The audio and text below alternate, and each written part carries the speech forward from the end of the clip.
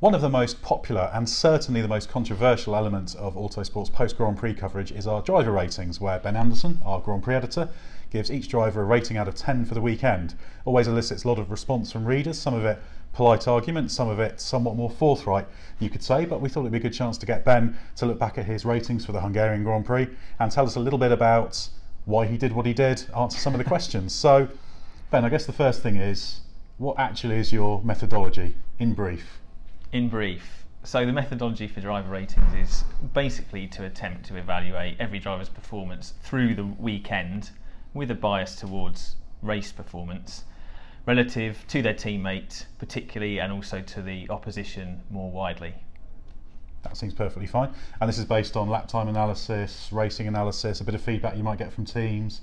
Yeah, correct. Yeah, speaking to people in the paddock, teams, drivers, team bosses, engineers, trying to weigh up how a driver's done versus the relative performance of their car compared to the opposition. Many factors. And this is why you're up till 3 AM in Hungary on the race day, analysing the data, as it were. Yeah, most races, yeah. Well, let's get into it. The most controversial one of your driver ratings was that there were no 10s. That in itself wasn't controversial. There were a few 9s. One of those was Max Verstappen. Now, probably the most common response we had from people is, why on earth has Max Verstappen got a 9 when he took out his teammate? Yeah, okay, that's a good question.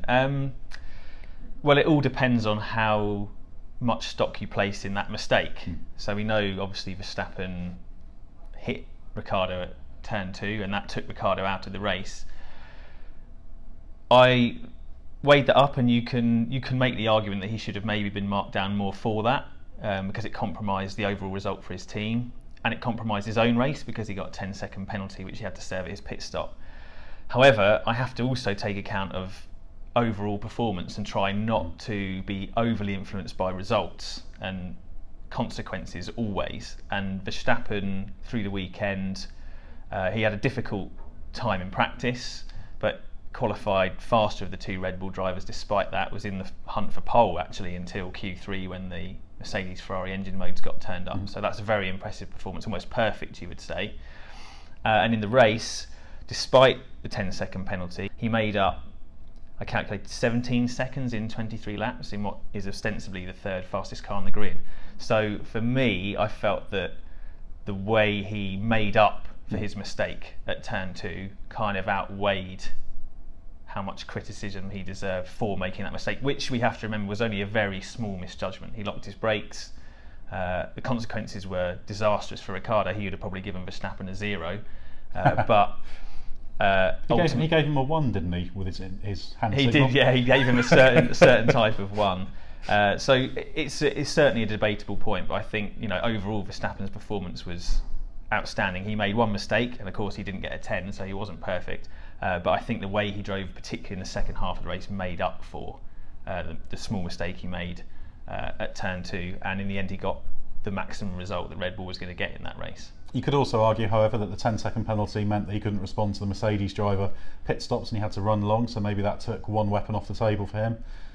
So that compromised his result more, because in terms of the incident, he got away scot-free in terms of the damage, but you could say that 10-second penalty as a result played a part in reducing his strategic toolbox. Yeah, you could make that argument. I think ultimately, though, given that he was racing Hamilton in the first stint, even had he enjoyed more flexibility around the pit stops, I think Hamilton, even if he was pitting later, would have been able to unleash some extra pace, and he would have jumped at Red Bull anyway. So I take that point, but I don't think it made ultimately that much difference. Now that 9 for Verstappen actually put him above all of the other front runners. The top 4, Sebastian Vettel, Kimi Raikkonen, Valtteri Bottas, Lewis Hamilton, all got 8s. Yes. Now, going through them in turn, Sebastian Vettel 8, pole position, basically controlled the race, dealing with a steering problem. Some have said, surely some people always say that should be a 10 because he got pole and he won. It's never that simple, but no. You could argue for more than 8 for that, surely. You could do. I don't think it was one of Vettel's stronger weekends, to be honest. I think, yes, he qualified on pole. His second one in Q3 was slower than his first, and actually Raikkonen was quite close to beating him to pole position. If Raikkonen hadn't made his own mistake, which we'll get to, I think he would have been ahead of Vettel. And yes, he won the race, but I think he won it because he had help from his teammate. It wasn't one of these races that he got pole comfortably and disappeared into the distance and was unbeatable. He was managing this steering problem through the race. A lot was made of that, but we should also remember that towards the end of the race, when Hamilton was let through by Bottas to attack the Ferraris, Vettel was able to up his pace and actually set a faster lap time in the race than Hamilton managed. So whatever problem he had wasn't so terminal or difficult that he couldn't lap quickly. So really I felt that Vettel was underdriving in the race, if you like, knowing that his teammate was there to protect him, and so he didn't win the race on his own. I felt it was a good performance, and he deserves some credit for managing whatever difficulties had, but it wasn't an outstanding drive from Vettel. Now I'm going to get to play devil's advocate here, which is always fun because it's good to get Ben to scrutinise his reasoning. So you said Raikkonen there played rear gunner.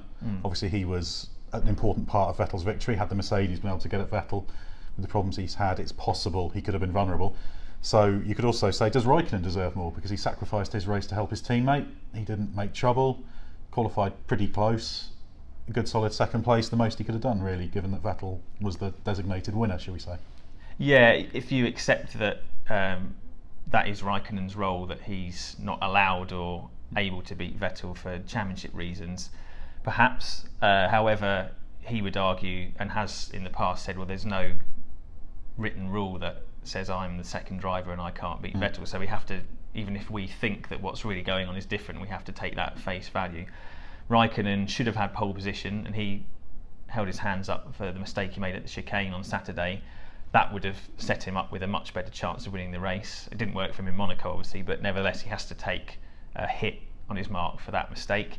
And then after that, well, he had a chance at turn one. He was a bit half-hearted. I know he was racing his teammate, but he didn't really make the most of a slightly better start than Vettel.